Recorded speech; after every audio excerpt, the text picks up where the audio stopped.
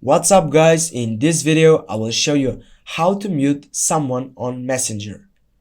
Facebook Messenger allows users to mute individual conversation temporarily. When a user mutes a conversation, they won't be notified when they receive new messages.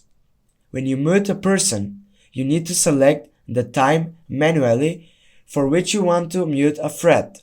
The thread will not be unmuted automatically before the set time.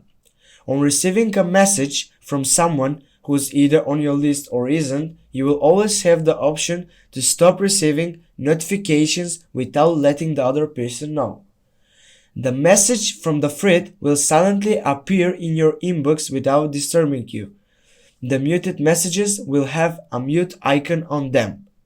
Let's get started without purity. First, go on a person that you want to mute him. For example, the first one, press on him and hold. After that, select the third selection, mute notification. Now, choose for example, mute messages notifications and go OK. You need to select the time that you want to mute him. For example, 8 hours. Go OK. Now you have muted him. Thank you guys for watching. Don't forget to like and leave a comment down below. Have a nice day and see you soon guys.